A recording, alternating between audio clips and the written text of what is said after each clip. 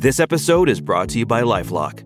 The holidays mean more travel, more shopping, more time online, and more personal info in places that could expose you to identity theft.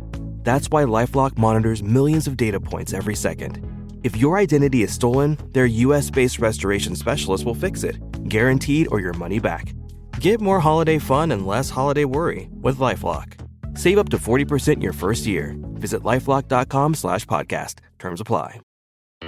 Kroger Delivery has one mission: to deliver the freshest food right to your door. That's why our drivers are pros. Our trucks are refrigerated. And when it comes to low prices, we always deliver. With $20 off your first order of $75 or more, there's no better time to get in on the action. Mission accomplished. Restrictions apply. See site for details.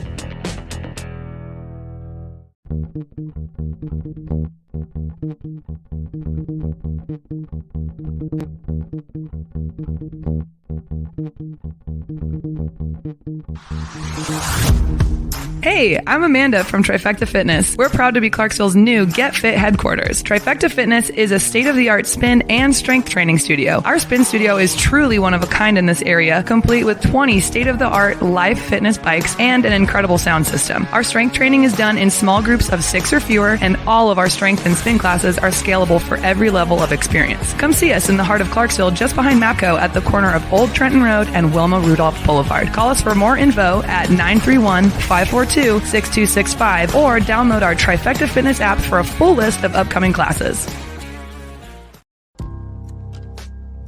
In October 2019, Arlington, Texas was chosen to be the home of a new national museum, unlike any other. The National Medal of Honor Museum will be a unique home of military history. The 100,000 square foot museums will house exhibits, archives, and artifacts relating to the 3,500 U.S. troops who have been awarded the medal, the nation's highest honor for valor in combat.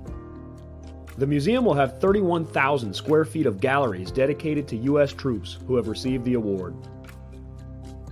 The museum CEO, former Navy SEAL and NASA astronaut Chris Cassidy, said the museum will focus on education as much as preservation. The building will have 5 areas dedicated to Medal of Honor winners from the Army, Marine Corps, Navy, Air Force, and Coast Guard. The main gallery will be located in a central plaza under a 25,000 square foot slab of steel, which will appear to be suspended in midair. It will be supported by 5 pillars. Black Rifle Coffee is a corporate sponsor of the museum, as are the Dallas Cowboys. The museum's board also includes over a dozen major corporations and 6 Medal of Honor recipients, including David Bellavia, Patrick Brady, and Britt Slabinski. Army Staff Sergeant Bellavia was awarded the medal for clearing an entire house by himself on November 10, 2004, as a squad leader in support of Operation Phantom Fury in Fallujah, Iraq. He killed 4 enemy fighters and wounded a 5th in close quarters battle. Army Major General Brady flew and coordinated the evacuation of 51 seriously wounded men during a firefight in Vietnam in January 1968. Slabinski, a Navy SEAL chief and team leader, led a rescue team of SEALs during Operation Anaconda in Afghanistan in March 2002. Slabinski and his team flew to a mountaintop ambush site to rescue Petty Officer First Class Neil Roberts, who had fallen from the back of a helicopter. Slabinski led the team through almost constant combat against an entrenched Taliban force. Along with the board members, former presidents Jimmy Carter, Bill Clinton, George W. Bush, and Barack Obama serve as honorary directors. The museum is expected to open to the public in late 2024. All right. Welcome back. Misfit Nation. Misfit Nation. The Misfit Nation Show. We are a show founded by a veteran and hosted by 2 veterans and a military spouse. Our mission is to get people to tell their stories to the world. If you're an author, share your tips with the Misfit Nation. If you're a musician or an actor, our audience needs to know how they too can get into the business. Coaches, we love our coaches. Come on and share your tips with the Misfit Nation to help them become better versions of themselves. If you are a corporate leader or an entrepreneur, come on and show how you did it and how hard you have fought for success. If you are a veteran, first responder, or Gold Star family, we would love to have you come on and share your story with the Misfit Nation. we always have time for you. If you're feeling down, alone, or starting to see the darkness, stop. Think about those who are around you. You are not alone. You will be missed. If you feel like your problems will be a burden to those in your inner circle or feel embarrassed, dial 988. If you are a veteran, take option 1. We need you to keep pushing forward. Don't make a permanent solution to a temporary problem. If you are a new listener, welcome to the Misfit Nation Show. Be sure to subscribe to our show on your favorite podcast app. Also on our YouTube channel at @the_Misfit Nation. Subscribe and click the bell to keep you up to date on our latest episodes and all of our news. You can also find us on Heroes Media Group and About Face Radio. Now, let's get to the show!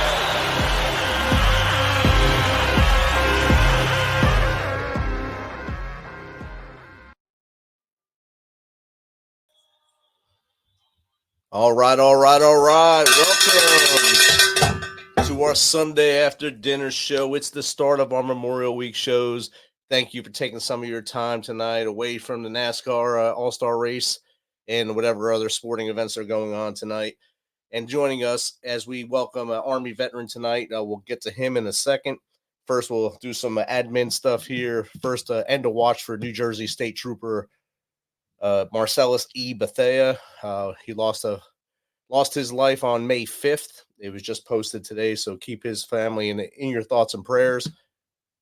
And then since it is Memorial Week, we're going to just read off some names of those who we lost in a random month we picked was January 2011. So Army Specialist Omar Soltero, Army Specialist Joshua R. Campbell, Army Specialist Sean A. Muir, Army Sergeant First Class Anthony Vanetz Jr., Air Force Staff Sergeant Leslie D. Williams, Marine Sergeant Jason G. Amoris, Army PFC Amy Sinkler, Army Specialist Joshua Lancaster, Navy Operations Specialist Second Class Special Warfare Dominique D. Cruz, Army Major Michael S. Evarts, Marine Corporal Joseph C. Whitehead, Army Sergeant Michael P. Bartley, Army Sergeant Martin Mick Lamar, Army Sergeant Jose A. Torre, Army Staff Sergeant Omar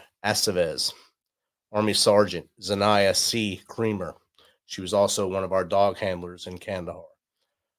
Army Corporal Jared L. King, Army Major Evan J. Muldick, Army Specialist Benjamin G. Moore, and Army PFC Zachary S. Salmon. Keep saying their names, keep their memories alive. So tonight, like I told you, we have another Army veteran coming on. He's going to share some of his experiences and some of the things he's been through, and also share some of the memories of his brothers that he's lost along the way. So without further ado, let's welcome U.S. Army veteran Mike Yelling to the Misfit Nation. Welcome, Mike. How's it going, Rich? Great, brother. It's great to have you here.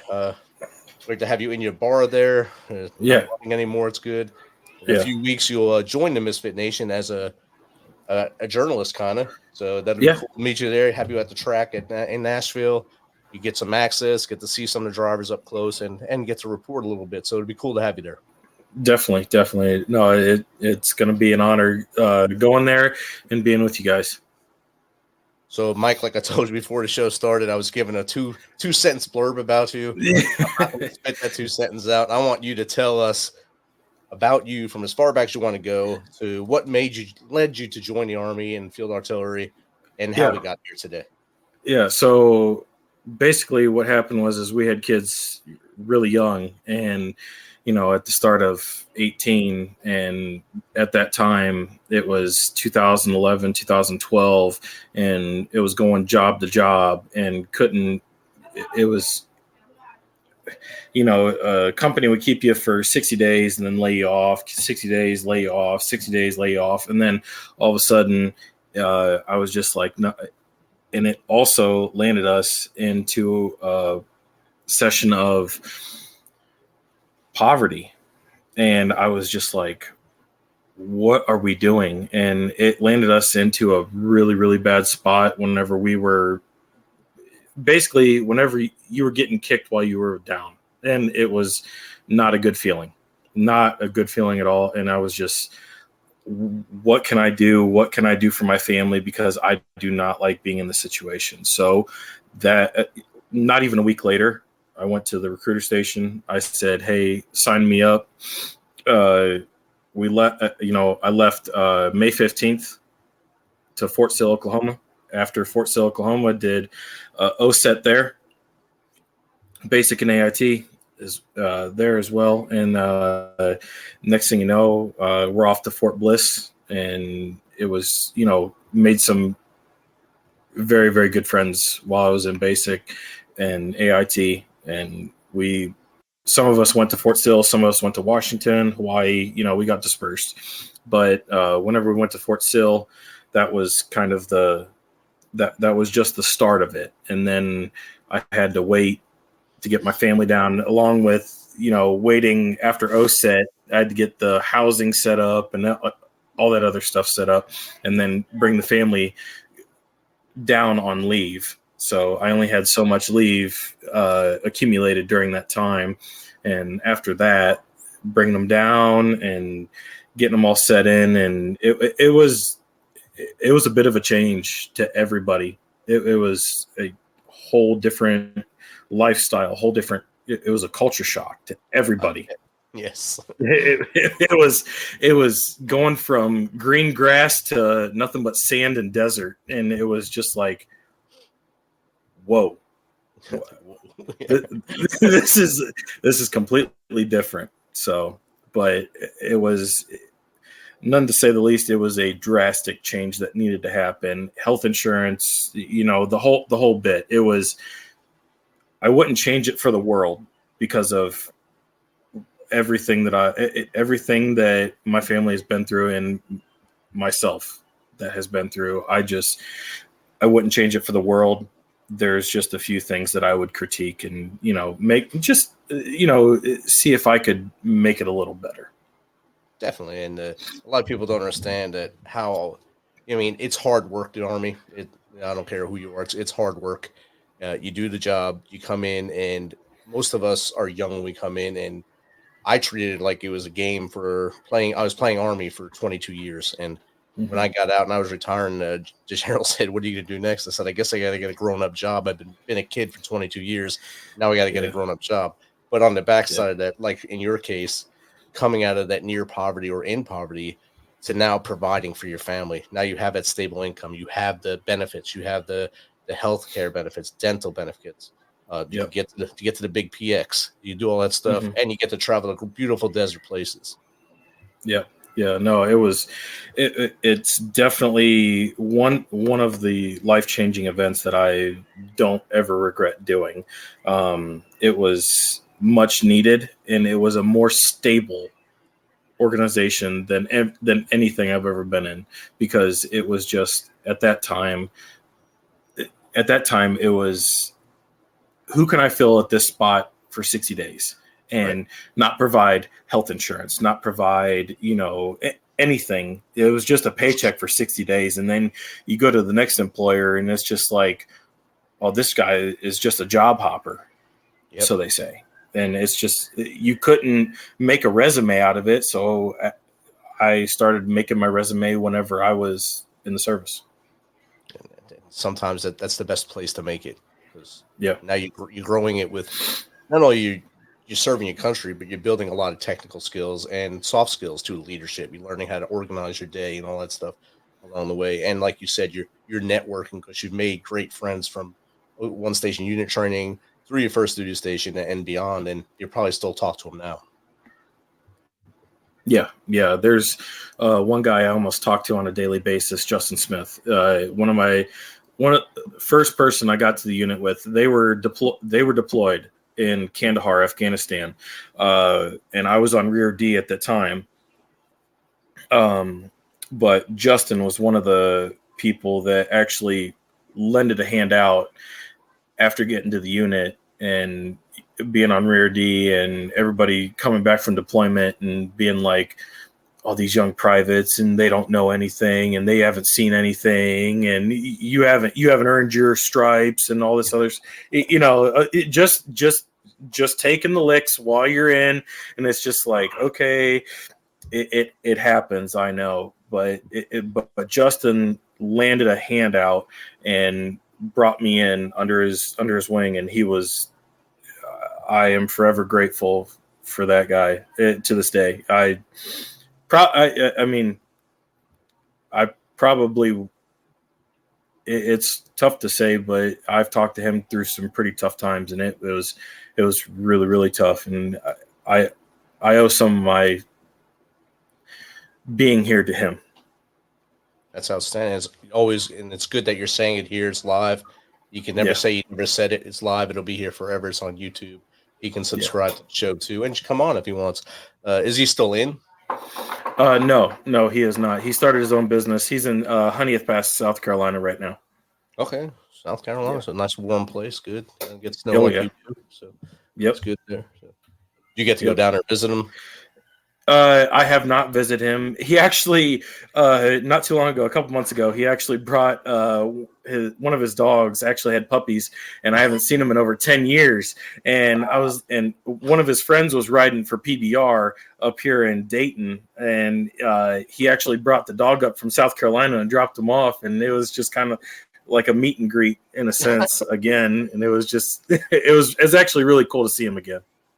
And it's like you never stop being with each other. That's the military bond too. You can be away from someone for 10, 15 years, and you meet up with each other. You're drinking beers and talking like you're still in the barracks or still on the line doing something on the gun. So, and that's how it's going to be for the rest of your life. Yeah, no, it's never changed. And he calls me every so often. I see it in my phone ring or whichever, and it's Justin calling me, and he's like, "Hey, MFer, what are you doing?" And I'm just like, "I'm going to work, man. What's going on?" And the next thing, and I don't know. It was just a bond that me, my wife, his wife, we all just clicked together, and it was an unbreakable bond that we'll have together forever. And was that the new puppy you guys got too? Yeah, Murphy. Yeah, Murphy. You got Merle and Murphy now, so Yep. He's German short hair pointer and Great Pyrenees mix. So he's a good dog. It's gonna be a small dog, Yeah, I know, right? Their two dogs combined, there's probably a bag of food a week, so that's outstanding. Yeah, roughly. So once you got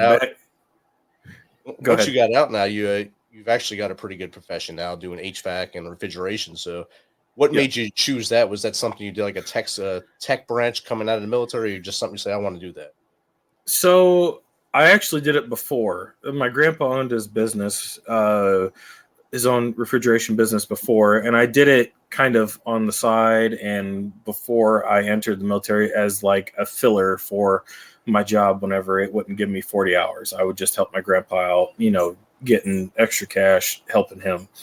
And next thing you know, it just kind of took off. And and my dad did it. My dad grew up with it. And Next thing you know, after the service, I came back and I was just like, okay, well, let me join the local. And so I'm a part of Local 219, plumbers and pipe fitters, refrigeration and service technicians of Akron, Ohio. And I just recently graduated the apprenticeship and on my way up now. So it's definitely, it took a while. It took a long time, but I'm at the mountaintop now. So nice. Yeah. Once you get through the apprentice and all the certs and such, I guess it's wide open for you at that point. You can then choose to either start your own business or stay with an established firm at that point. Correct. Yep. And I'm sure you get to see some awesome houses, awesome people that do great things to their HVAC systems, like stuff toys in them, stuff like that. Oh, so yeah. What's some funny stories you've run into with that? There was a pig in the basement. One of the furnaces I was, there was a pig in the basement. There was, one guy had chickens. There was an open door cellar that the dogs just came in and used the basement as its own drainage system, as you could say. So it was great. But once I got past the residential, now I'm all commercial now. Well, that's a little better, now, hopefully. Yeah, definitely. Now we just deal with supermarket refrigeration and supermarket HVAC.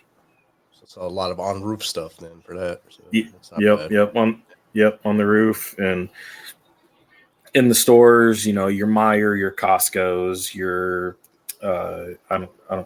Giant Eagles and stuff like that. So yeah, it's just big supermarket stuff. So that's a much better clientele for you as well. You know what you're getting into when you go in there. Yeah, and it's a little bit more stable, a little bit more. You know what you're walking into, other than just, oh, there's a pig. Oh, there's chickens. Okay, all right. Why is there a body down here? All right. I know, right? I know. So where do you see yourself in 5 years doing that?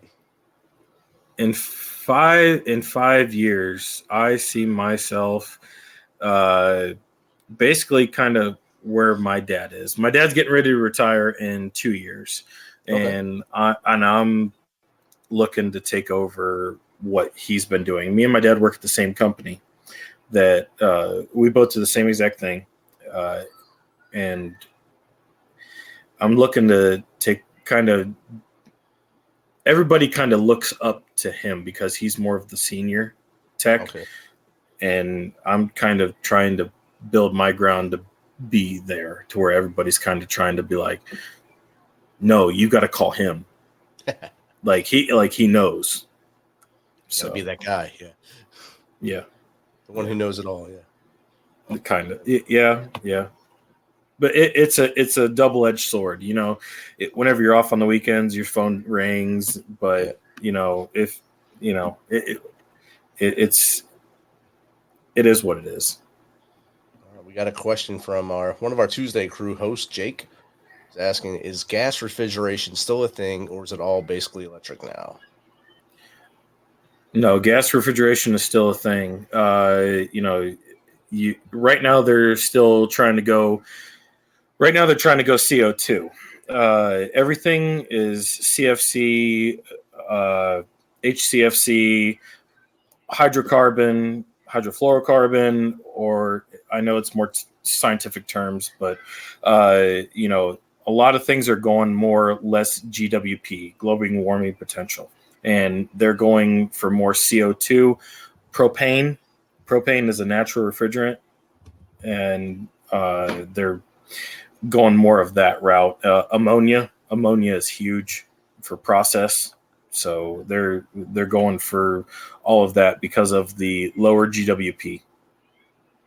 Jake, I hope that answers your question, and maybe you can put a gas refrigeration line at the farm so we can have better lines for product when it comes out.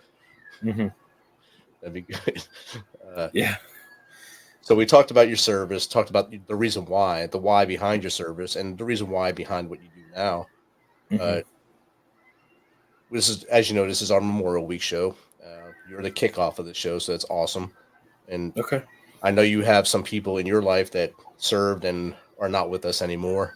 Why don't you highlight them and tell us a little bit about them? So first off, Staff Sergeant David Cook. He was with 136 out of Fort Bliss, and he had 3 deployments with 136, and he actually lost his life on a tragic car accident going to PT in the morning. Damn. Yeah. Rear-ended going to PT in the morning, and my buddy Justin. That's how me and Justin became so close. Is me and Justin, like, Justin called me as soon as it happened, and after it happened, they flew him life-flighted him to William Beaumont, and Justin called me from the hospital, and that was Justin's best friend in service, was David Cook. Was he your I guess your section sergeant, gun sergeant, whatever they call it? He was not. So he was actually deployed with Justin, and Justin actually brought me in with the group, so to speak. So he kind of was like, "Here, come with me. This is our group. Let's bond together." Okay. That was a 136 FA. Yeah. Okay. Yeah. Yep. And then there was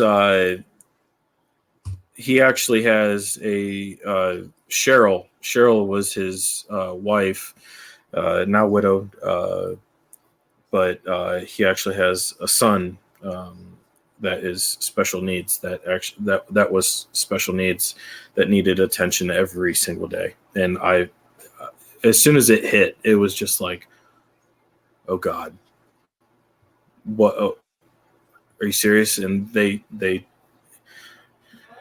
accident was horrific. It was absolutely horrific, and I don't ever wish that on anybody.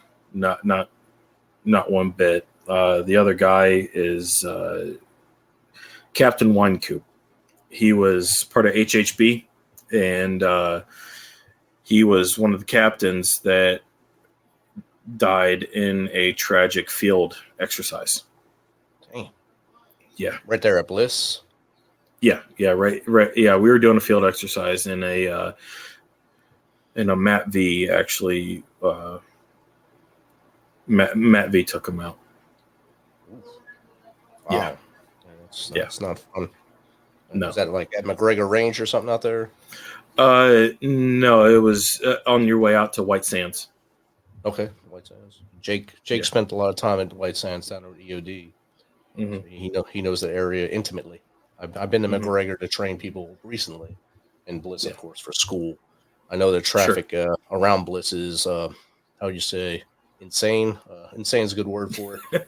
Every road is just congested, so I can see a horrific accident happening there at any time on those roads if you're not paying it. If one person's not paying attention, it's over. Yeah. No, it was actually during at night, and he actually got life flighted and passed away at the hospital. But it was pretty bad to say the least. Yeah, I know. When I first got to Fort Stewart in 1993, probably before you were born. That was 91. All right, so you're alive at least. Good. This is right. I signed into my unit, and this is right when Black Hawk Down happened. So what they were doing was they were trying to push everyone through rapid deployment at the time. They sent us to a shoot house, and we're going in, and two best friends were in the stack in front of me, the group in front of me. They're best friends, 1 and 2 guy. One guy went straight like he was to the left like he was supposed to. This 2 guy went in, went left 2, and shot him and killed him. He bled out because we were so far away from any evac. He bled out right there. That was my first sign of death in the military. 2 days on active duty. I got to see that. So it's been happening forever in training accidents, of course. And I used to tell my soldiers that part of our brief going to training was someone will die out here. It's part of your safety brief. Someone will die. And then in 2003 or 4, they stopped saying that in training because you were going to war to die at this point. So you weren't expected for that to happen here. So it's tragic no matter which way you go. But when it's unexpected, like for the captain getting hit by the M-ATV, which is not a small vehicle for those listening. If you've never seen one, look it up. It's made by Oshkosh. It's a big-ass vehicle, and it sucks. And it can hurt very badly, and obviously it did. Yeah. No, he actually got run over by the tire. He actually got ran over. Wow. So it was not good. Was that at night as well, or was that a daytime? Yeah, that was a nighttime. That was a nighttime exercise. It's never good, no matter what, if it was day or night. But night, you see a lot more of that at night than you do during the day. Yeah, no, and they were all miles geared up, everything, getting all the training and everything, and then trying to get sleep and everything, and then next thing you know, then orders came down. Everybody sleep in the truck. Everybody sleep in the truck. Okay, why does everybody sleep in the truck now? And next thing you know is we found out why. Yeah, that's a big why too. It's a Yeah. horrible why, a big why.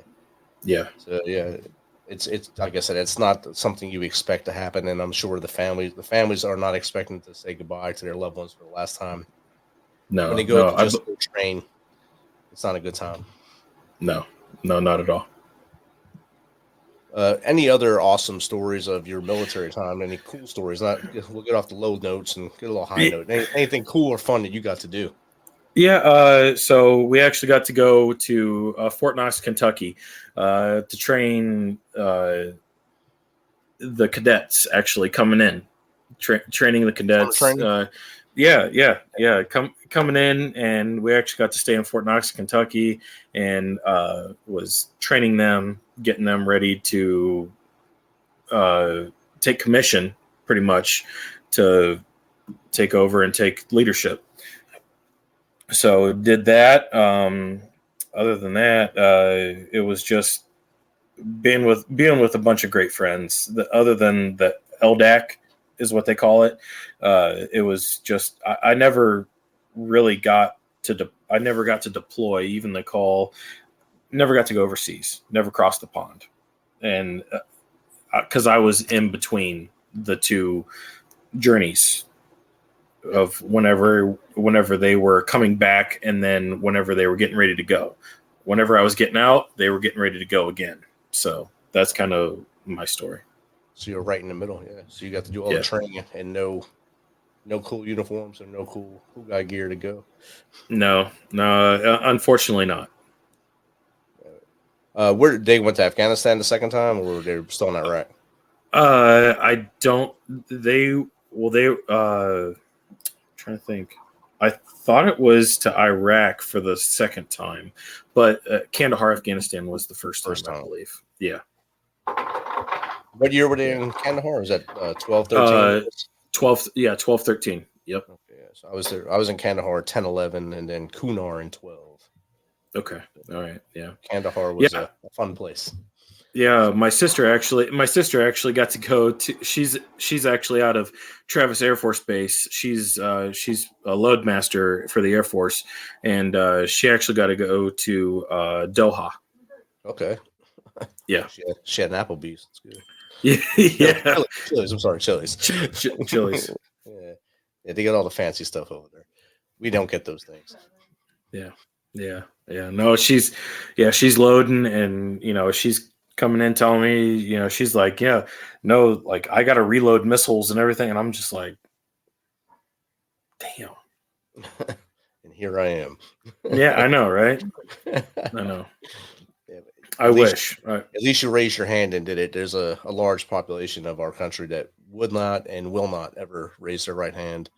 And they look down upon us who have. So thank you for what you've done and what you continue to do with my niece and I guess the grand niece and nephews. I guess it gets called grand. Yeah. Since I'm old now, so they're grand. Even no, thank happy you. 13th birthday to Riley there. So yep. So you're an old man now. You got a 13-year-old. Get that shotgun ready. Rocking chair. Yep. So make sure right on the front porch. Hell yeah, gotta have it. Yep. Definitely. So if you could talk to if you were asked to go to a high school, maybe your high school, to talk to up and come the seniors about to graduate, those who are on the fence, what they're going to do with life, college, tech school, work, or army, or military, what advice would you give them? Be prepared for life-altering events. Nice. Be prepared for life-altering events, because anything can be thrown at you at any moment, and you need to be prepared for it. Because as it was for me, I had to put everything aside that I wanted to do, because it wasn't my life anymore, because I chose to have kids at a young age. Now it was not my time anymore. I had to provide for my family. Right. And that's a big life altering event. Yes. It is. And I, like I said, I wouldn't change anything whatsoever. But it was something that I had to do, and not everybody can join the military, but they can go into a trade school. They can go into an apprenticeship. They can go to something to get that, like the trades.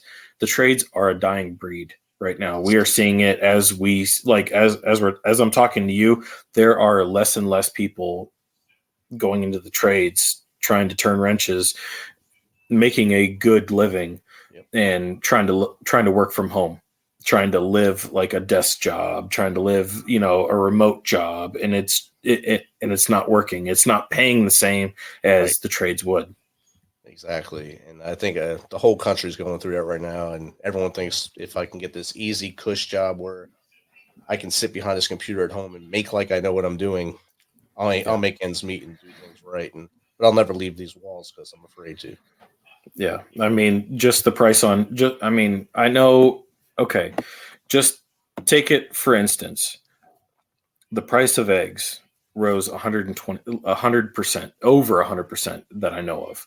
And take that over the vast majority of the groceries that you buy from the store. Now you got to make more to bring home the same food. And it's just like, the math ain't mathin'. I'm not a genius, but right. It doesn't matter. It doesn't add up at all. And what they've done too, I don't know if you've noticed it up there, they'll do small incremental adding on to prices. So you don't really notice it at first. Like you said, it's gone up to 100% for eggs, milk, cheese, because it all comes from the dairy farms.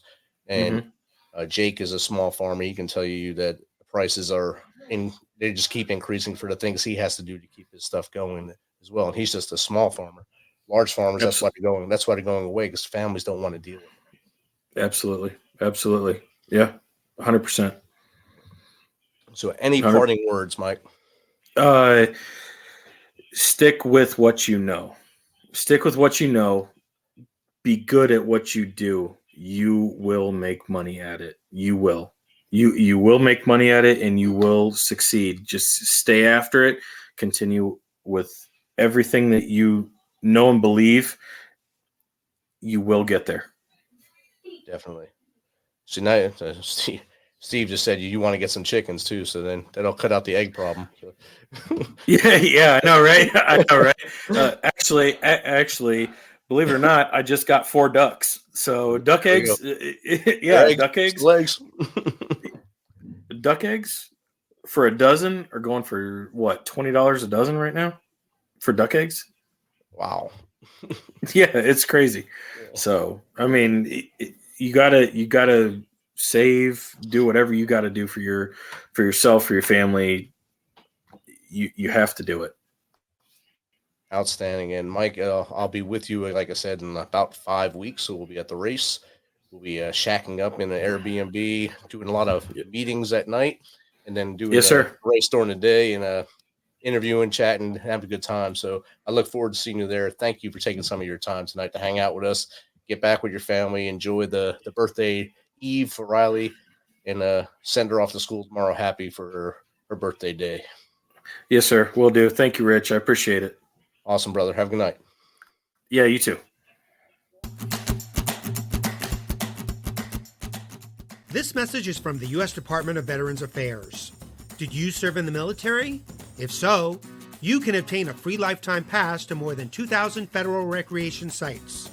These sites are located across more than 400 million acres of public lands, including national parks, wildlife refuges, and forests. The lands host activities to fit any lifestyle: hiking, biking, fishing, camping, and much more. Gold Star families are also eligible for these free lifetime passes.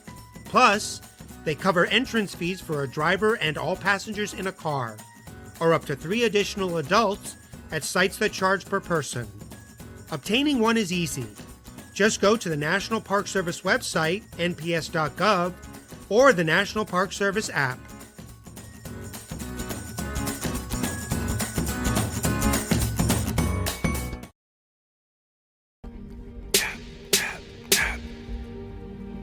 He raised his right hand, promised to defend his homeland. Enemies foreign and unknown.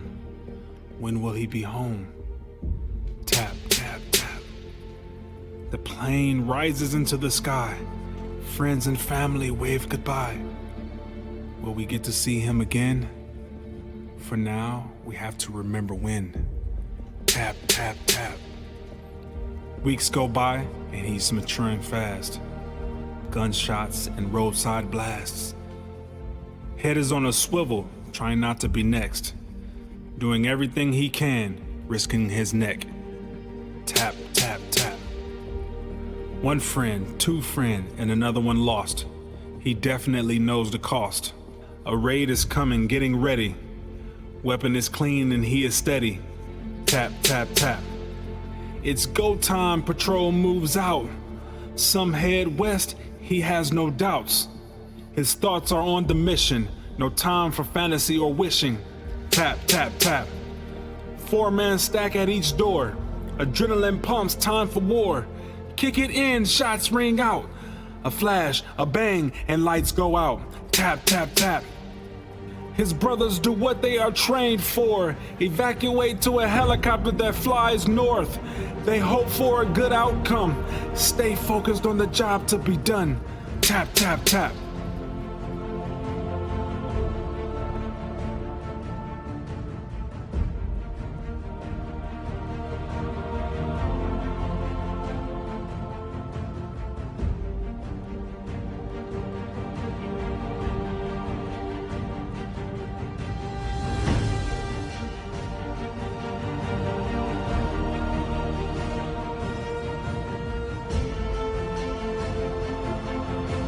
On behalf of a grateful nation, we regret to inform you that your son, your daughter, is not coming home. The tap at the door is a sound loved ones of those serving fear the most. Remember those who have gone and the ones they left behind on this day.